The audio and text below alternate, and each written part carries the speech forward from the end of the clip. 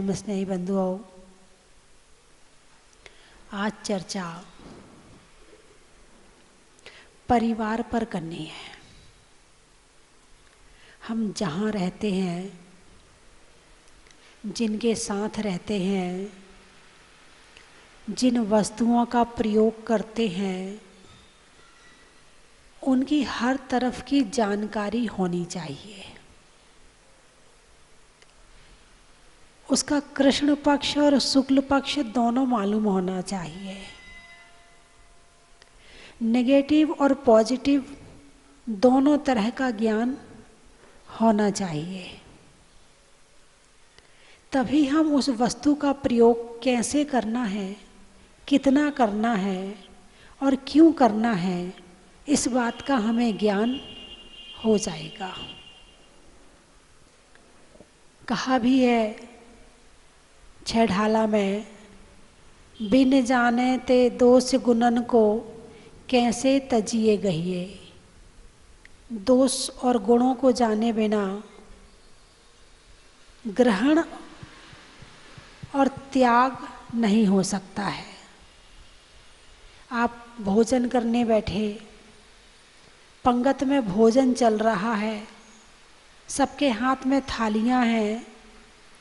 अचानक किसी ने आके चिल्लाया, अरे सब्जी में गलती से जहर गिर गया है। क्या चिल्लाया? सब्जी में गलती से जहर गिर गया है। हाथ में सबके भोजन शुरू होने वाला था और आप 2 दिन के भूखे थे। आपने 2 दिन से भोजन नहीं किया था। थाली आपके सामने है, भोजन ग्रहण करोगे? अरे बोलिए ना, खाओगे क्या? नहीं खाओगे। क्यों? जहर है। तो जहर तो पहले भी था जब आप खाने वाले थे, लेकिन पता चल गया। क्या पता चल गया?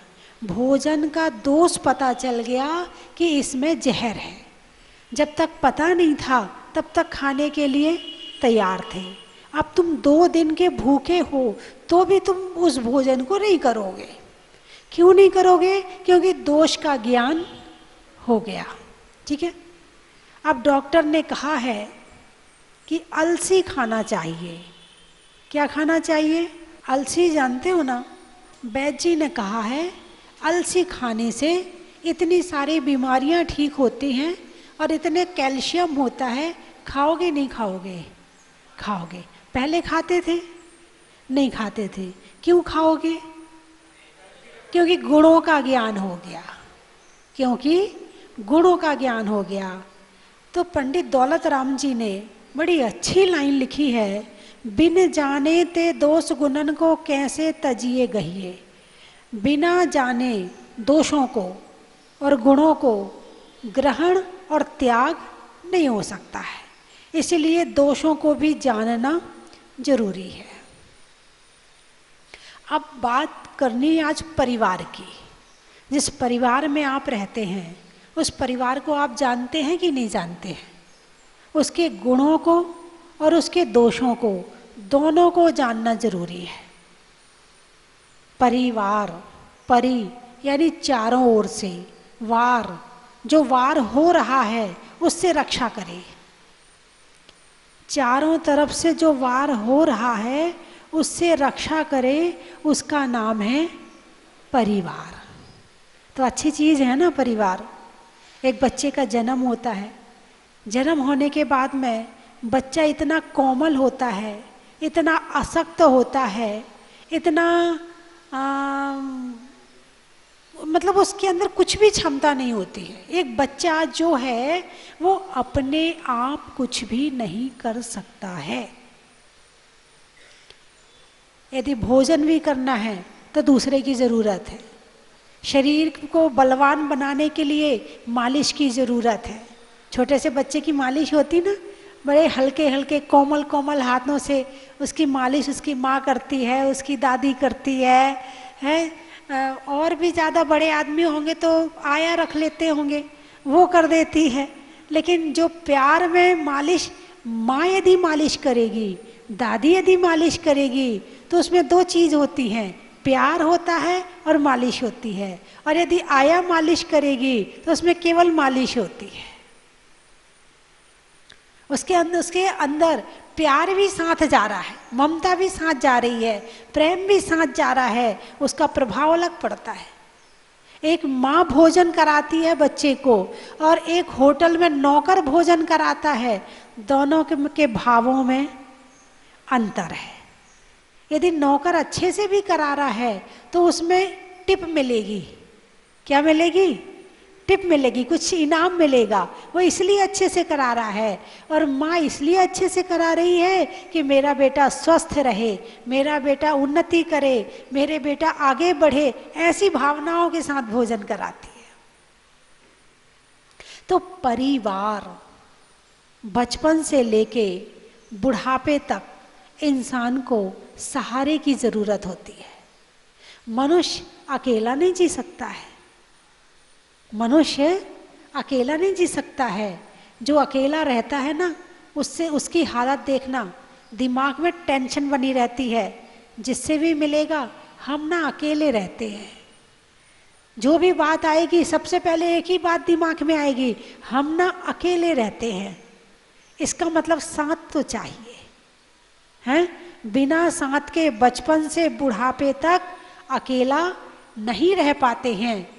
यानी रात को यदि सोना भी हो तो कोई हो साथ में तो नींद अच्छी आती है। नींद सबको अपनी अपनी लेनी है, सो सब अपने अपने शरीर से रहे हैं, लेकिन फिर भी कोई पास में होता है तो नींद अच्छी आती है। निश्चिंतता, दिमाग में निश्चिंतता होती है और अकेले में टेंशन होती है। तो परिवार क्या क्या देता है एक इंसान को? सबसे पहले तो जन्म देता है, सबसे पहले तो इस दुनिया में लाता है, प्रेम देता है, रक्षा करता है, बाहर के वातावरण से रक्षा करता है, बाहर के लोगों से रक्षा करता है, बाहर की बुरी शक्तियों से रक्षा करता है। बीमार हो जाओ तो डॉक्टर को दिखाता है, आधी व्याधि हो जाए तो जहाँ इसका इलाज होता है उसको दिखाता है। शरीर के साथ साथ आत्मा की रक्षा करता है। बेटा मंदिर जा, अभिषेक कर, पूजा कर, स्वाध्याय किया कर, हैं? ऐसे बुरे काम नहीं करते हैं, ऐसा गलत नहीं बोलते हैं, शराब नहीं पीते हैं, ये नहीं करते हैं, वो नहीं करते हैं। किसने सिखाया? तुम तो बड़े छोटे से थे, तुम्हें तो ज्ञान ही नहीं था, तुम्हें तो पता ही नहीं था क्या सही है क्या गलत है। किसने सिखाया आपको? अरे बोलिए ना, परिवार ने सिखाया।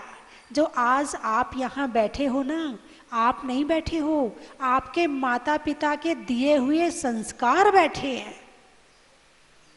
आप रोज मंदिर आ रहे हो, आप नहीं आ रहे हो, आपके माता पिता के दिए हुए संस्कार मंदिर आ रहे हैं। आप अभिषेक पूजा शांति धारा नहीं कर रहे हो, आपके माता पिता के संस्कार अभिषेक पूजा करवा रहे हैं। आप समाज में सेवा करते हो, कहीं ना कहीं आपके माता पिता के संस्कार आपके अंदर हैं, इसलिए आप सेवा कर पा रहे हो। नहीं तो इंसान को यदि अकेला छोड़ दिया जाए तो मिट्टी का ढेला है।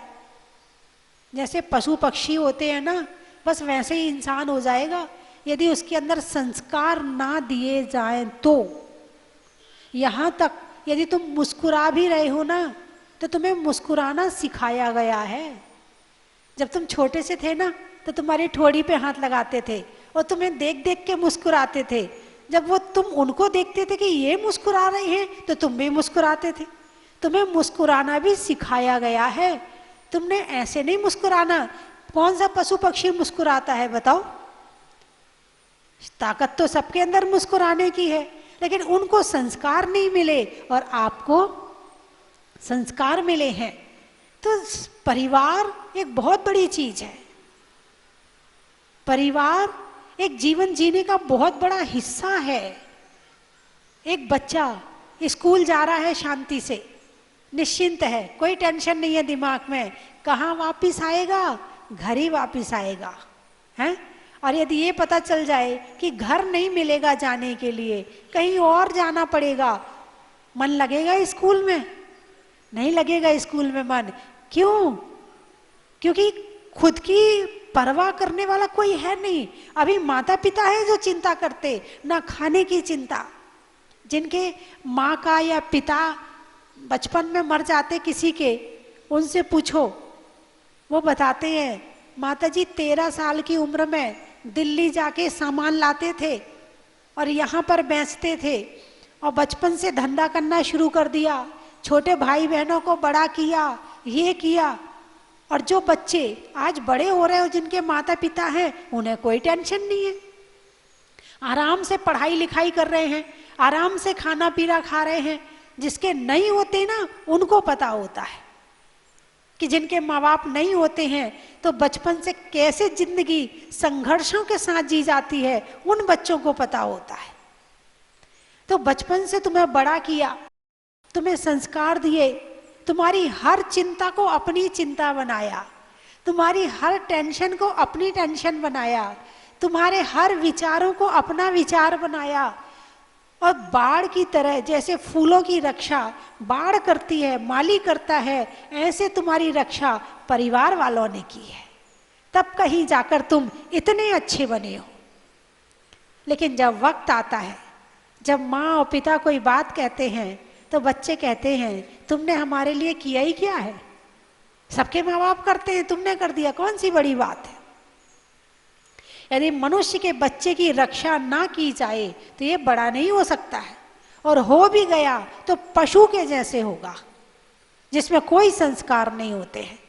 और ऐसे परिवार वालों से तुम कैसे कह देते हो कि तुमने हमारे लिए किया क्या है? तुम हमारे लिए करते क्या हो? तुम तो हमारे लिए कुछ करते ही नहीं हो। एक सेकंड में कह देते हैं, एक इच्छा पूरी ना हुई और तुमने 1 मिनट में जहर उगलना शुरू कर दिया, 1 मिनट में गुस्सा करना शुरू कर दिया। परिवार चाहे चाचा हो, चाहे ताऊ हो, चाहे मौसी हो, छुट्टियां आती हैं बच्चों की, किसकी याद आती है?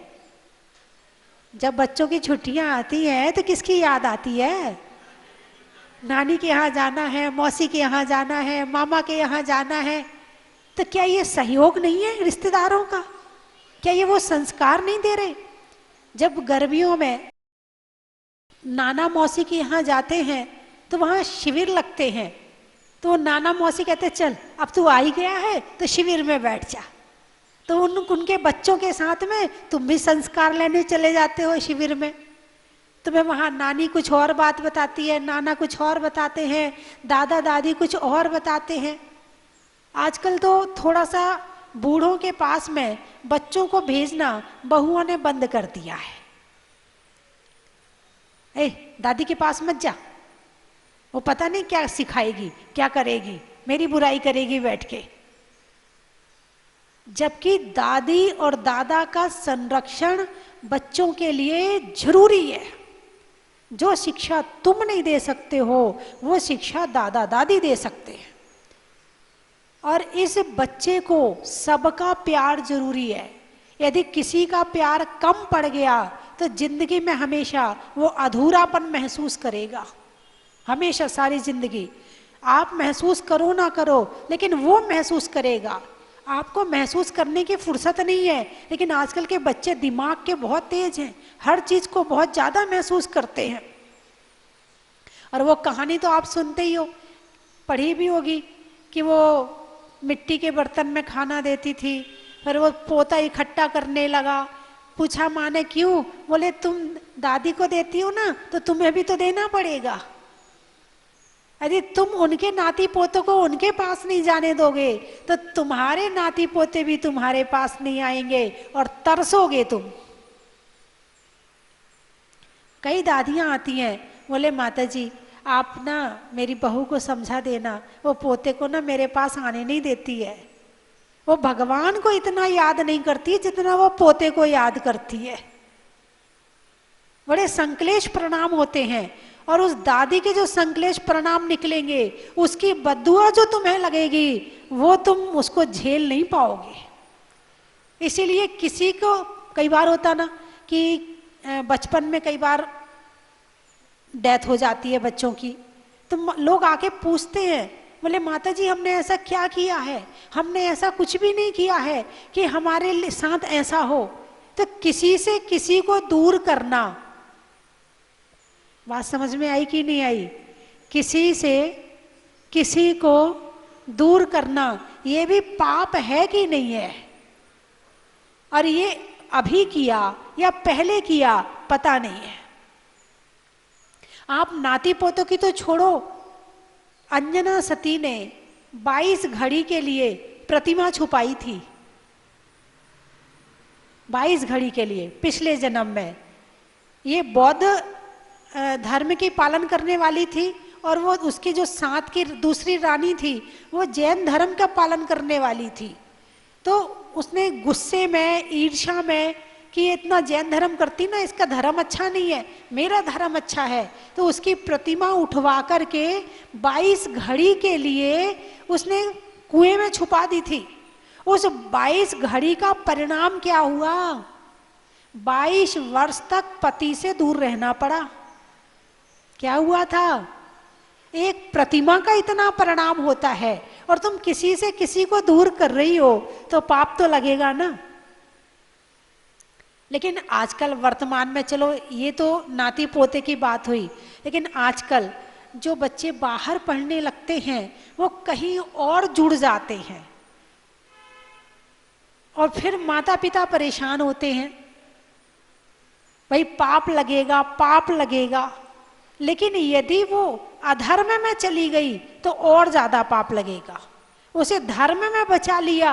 आपका उद्देश्य है मेरी बेटी या मेरा बेटा धर्म से बाहर ना जाए। आपका उद्देश्य क्या? अलग करना नहीं है।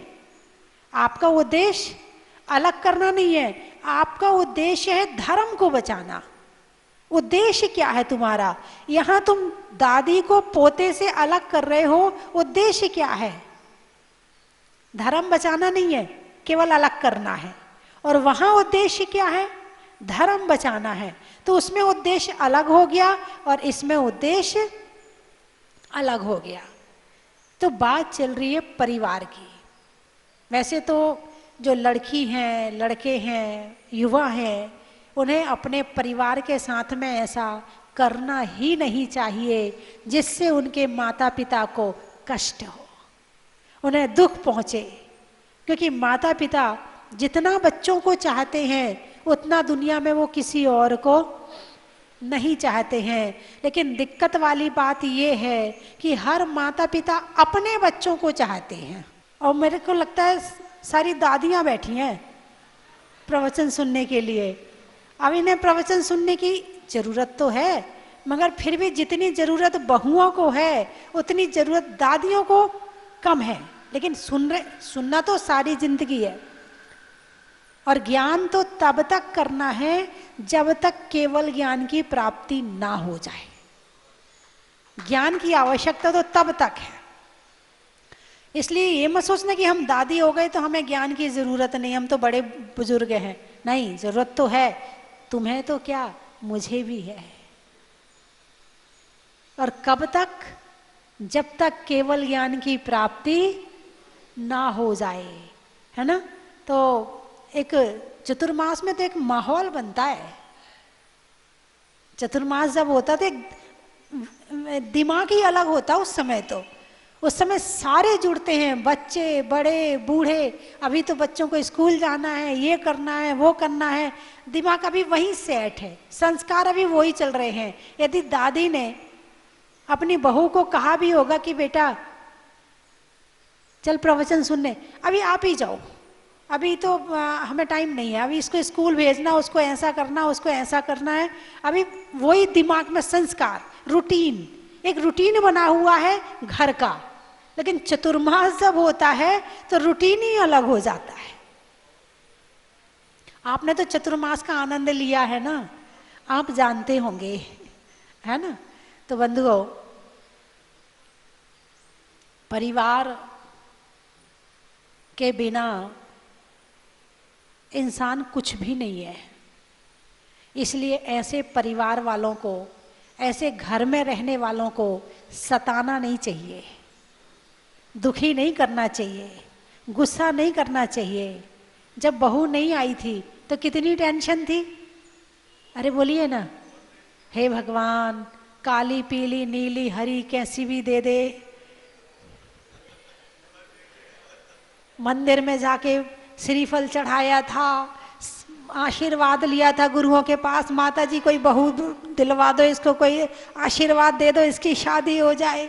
कितनी प्रार्थनाएं करी थी। चलो भाई तुम्हारी प्रार्थना सुन के तुम्हें बहू मिल गई। अब बहू आई तो उसमें क्या दिखने लगी? कमियां दिखने लगी। क्या दिखने लगी? कमियां दिखने लगी।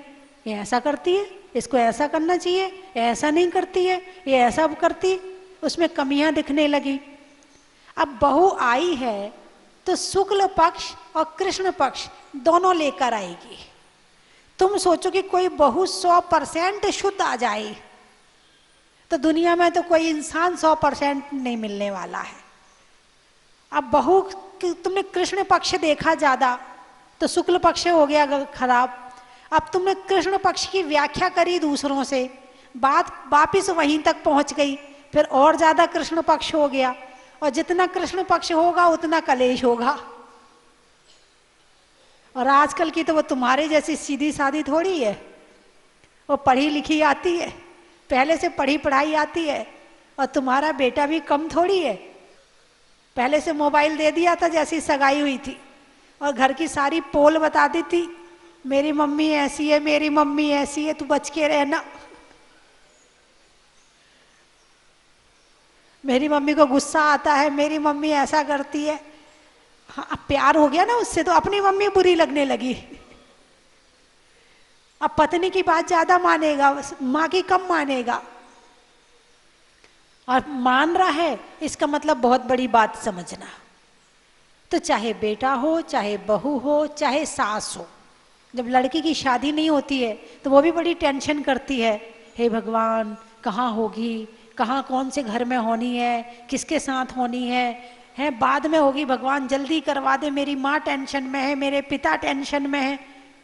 अब शादी हो गई तो अब सास में कमी नजर आने लगी। मेरी सास 6 रोटी खाती है, मैं तो 2 ही रोटी खाती हूँ। मेरी सास तो मुझे बार बार टोकती है। अरे टोकती तो तुम्हारी मम्मी भी थी, टोक दिया तो क्या हुआ? यदि तुम्हारी मम्मी ने कह दिया भाई जरा तेल कम डालना तो तुम्हें बुरा नहीं लगा, और सास ने कह दिया तो बुरा लग गया, खाने भी नहीं देती है, बनाने भी नहीं देती है। तो ऐसे एक दूसरे की अच्छाइयों को ध्यान रखें, क्योंकि जब तक बहू नहीं आई तो टेंशन। अब घर में लड़ाई झगड़ा हुए, अब लड़ाई झगड़ा हुए तो बहू चली गई, अब क्या हुआ? अरे बोलिए ना, अब क्या हुआ? अब सुखी हो गए क्या? जब नहीं आई थी तो दुखी थे, आई है तो दुखी है, और चली गई तो ज्यादा दुखी हो गए। अब कोई क्या कहेगा? मेरी गलती निकालेगा। अब गलती तुम्हारी निकलनी, लेकिन तुम उसकी गलती निकालोगे। वहां वाले तुम्हारी निकालेंगे और तुम्हारे वाले वहां की निकालेंगे। इसलिए चाहे बहू हो, चाहे सास हो, चाहे बेटा हो, चाहे ससुर हो, बड़े शांति से घर में रहो। कोई ईगो मत रखो अपनी। सामने वाले ने जो सास ने कह दिया, अच्छा अम्मा जी, बहू ने कह दिया, अच्छा बेटा। एक दूसरे की मानकर बात को और एक दूसरे को सम्मान करके एक दूसरे के साथ अच्छे से रहने का प्रयास करो। ना तुम उनके बिना रह सकती हो, ना वो तुम्हारे बिना रह सकते हैं। जब दोनों एक दूसरे के बिना नहीं रह सकते हैं तो फिर किस बात का ईगो, किस बात का अपमान कर रहे हो, क्यों व्यंग्य करते हो? रहो ना शांति से। पति पत्नी भी झगड़ते हैं, क्यों झगड़ते हो? जब तुम उनके बिना नहीं रह सकते, वो तुम्हारे बिना नहीं रह सकते, फिर क्यों झगड़ रहे हो? झगड़ा किस बात का? जब अटे कौनी बटे कौनी और थारे बिना पटे कौनी है। अटे कौनी बटे कौनी और थारे बिना पटे कौनी, तो शांति से रहो ना। फिर झगड़ा क्यों करते हो? एक दूसरे से ऊंची आवाज में बात क्यों करते हो? एक दूसरे से लड़ते क्यों हो? परिवार ही हमें संरक्षण दे रहा है, परिवार ही हमारी रक्षा कर रहा है। जो बहू आई है तुम्हारी कुल परंपरा बढ़ा रही है, तुम्हारे परिवार का नाम कर रही है, तुम्हारे घर की रोटी बना रही है, तुम्हारे घर का झाड़ू पोंछा कर रही है, तुम्हें खाना खिला रही है, गरम गरम रोटी खिला रही है।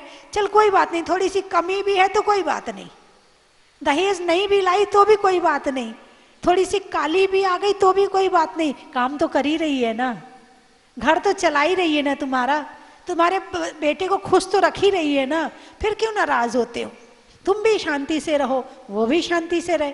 तुम्हारा बुढ़ापा है, उनकी जवानी है।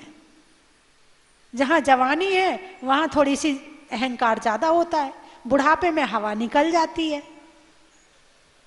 बिल्कुल सही बात है। जवानी में ज्ञान आ जाए बहुत बड़ी बात है, नहीं आता है, हवा भरी होती है, भाग भाग के काम कर रहे होते हैं, बुढ़ापे में नहीं भाग सकते हैं, हवा भर जाती है जवानी में। तुम समझो कि जवानी कैसी होती है और बुढ़ापा कैसा होता है, दोनों को समझो और दोनों को एडजस्ट करने का प्रयास करो, ये कैसे दोनों शांति से रहे। बंधुओं, दोनों को रहना ही जब साथ में, कहते ना जल में रहकर मगर से क्या बैर करना, क्या जल में रहकर मगर से क्या बैर करना। जब रहना ही इसमें है, पानी में, तो फिर मगर के साथ दोस्ती बना के रहो ना। और आप देखो, मान लो बहू आई है तो बहू को भी ये सोचना चाहिए कि पति तो रात को आता है और सुबह चला जाता है, 1 घंटा रात को जागेगा, 1-2 घंटा सुबह जागेगा, बाकी सो जाता है। उसके बाद रहना किसके साथ में है? सास के साथ में है। तो बड़े प्यार से रहो ना। जब रहना ही है, जहां हम सुख ले सकते हैं वहां हम दुख क्यों उठाएं? जहां हम हंस सकते हैं वहां हम रोने वाला काम क्यों करें? जब हम अपने को भी खुश रखें और दूसरों को भी खुश रखें, जब हम दूसरों को खुश रखेंगे तो अपने आप तो खुश अपने आप रह लेंगे। तो इसीलिए परिवार एक बहुत अच्छी चीज है। अभी मैंने परिवार का शुक्ल पक्ष बताया है, अभी परिवार का कृष्ण पक्ष नहीं बताया है। अब वो कब आएगा नंबर कृष्ण पक्ष का मुझे नहीं पता है। अभी का शुक्ल पक्ष बताया कि परिवार एक बहुत अच्छी चीज है, बहुत अच्छी चीज है। अपने घर के बच्चों को, बड़ों को, बूढ़ों को, किसी को नहीं सताना चाहिए। जितना कम से कम बोलो उतना अच्छा। और जो खुशी देने वाले काम है वो ज्यादा करो। यदि सब्जी खराब भी बन गई है बुराई मत करो, कल अच्छी भी तो बनाई थी ना उसने, आज खराब बन गई तो क्या हुआ? यदि तुम अच्छी खा सकते हो तो एक दिन खराब भी खा लो। एक दिन साफ कपड़े धुले थे, एक दिन गंदे भी पहन लो, बुराई क्यों करना? और कहना भी है तो बड़े प्यार से कहो, टॉन्ट में, व्यंग्य में, बुराई में नहीं। जो भी बात कहना है बड़े सिंपल साधारण तरीके से कहो, लड़ाई अपने आप बंद हो जाएगी। तो मेरी बात समझ में तो आ गई ना आपके? चलो बहुत अच्छी बात, समझ में। तो आज से घर की बुराई, घर वालों पे गुस्सा, कौन कौन है जो घर वालों पे गुस्सा नहीं करेगा? दोनों पार्टी हाथ उठाए, एक नहीं दोनों उठाए, तभी काम चलेगा। दोनों पार्टी घर वालों पे गुस्सा नहीं करेंगे। झूठा मूठा बच्चों पे कर सकते हैं सुधारने के लिए, डांटने के लिए बच्चों के ऊपर, बड़ों के ऊपर भी झूठा मूठा अंदर गुस्सा नहीं आ रहा है, बस थोड़ा सा कभी बात बनाने के लिए, है ना। अंदर से मत करना, अपने घर वालों से अनमोल मत करना। ऐसा कौन है जो अपने घर वालों से अनमोल नहीं करेगा? अनमोल का मतलब कोई बात हो जाती है तो बोलना बंद नहीं करना है। कौन है ऐसा? वो उठाइए हाथ। सप्ताह में वार का, बिजली में तार का, और जीने के लिए परिवार का बड़ा ही महत्व है।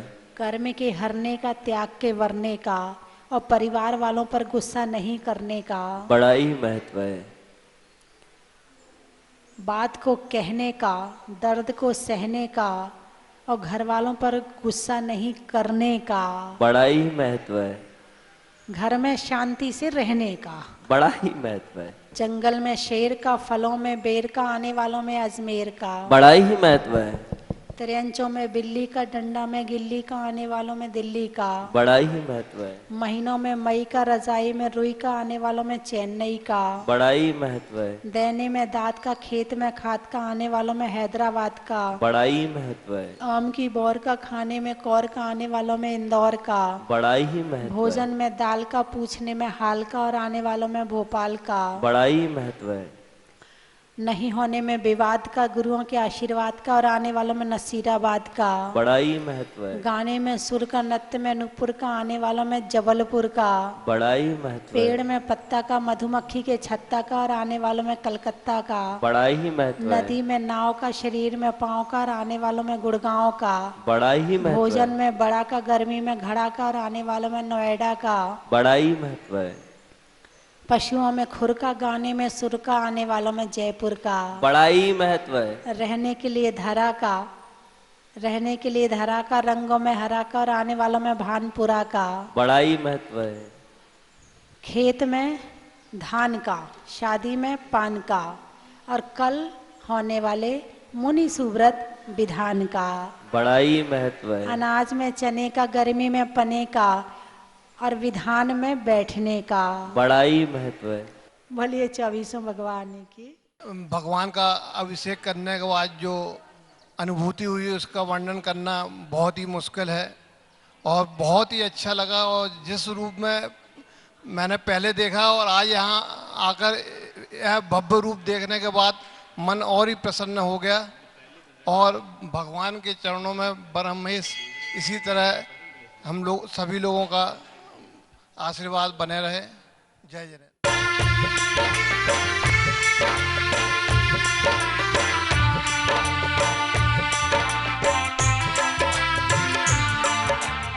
जय जिनेन्द्र बंधुओं, वैसे तो स्वस्ति धाम में प्रतिदिन कई कार्यक्रम यहाँ पर आयोजित होते रहते हैं, लेकिन अब की बार एक अनूठा सहयोग मिला है।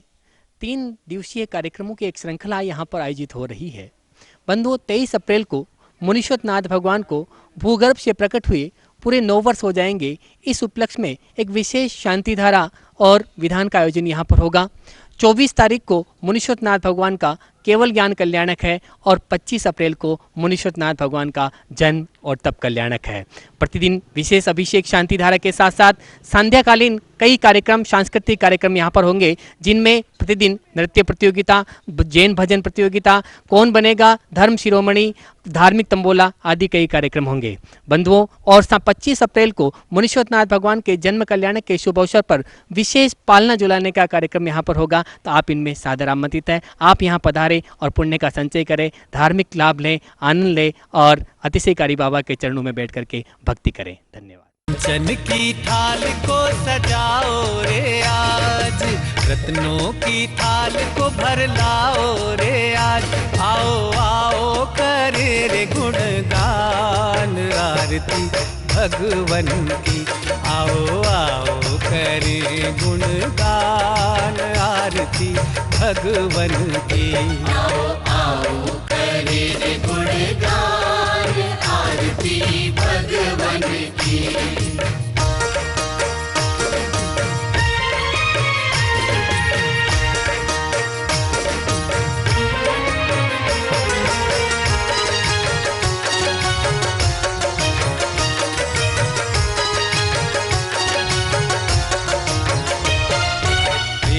सुमित्र के राज दुलारे, माँ पद्मा जी के नैनों के तारे। पिता सुमित्र के राज दुलारे, माँ पद्मा जी के नैनों के तारे। राजगृही में जन्म लियो आप, राजगृही में जन्म लियो आप। आओ आओ मनाए खुशी आज आरती भगवन की।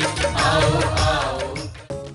परम विदुषी लेखिका गणिनी आरिका रत्न श्री 105 स्वस्ति भूषण माता जी, जिन्होंने मात्र 20 वर्ष में 100 से भी अधिक किताबें लिखकर जैन समाज को अनूठा योगदान दिया है। बड़े बड़े विधान जैसे कल्पद्रुम महामंडल विधान, सिद्ध चक्र महामंडल विधान, इंद्रध्वज महामंडल विधान, एवं विशेष जिनपद, पूजांजलि आदि महत्वपूर्ण साहित्य बहुत ही सरस, सरल व सुबोध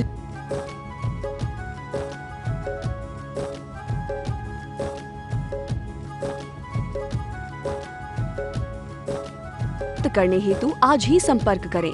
संपर्क सूत्र 7906062500 98683456768।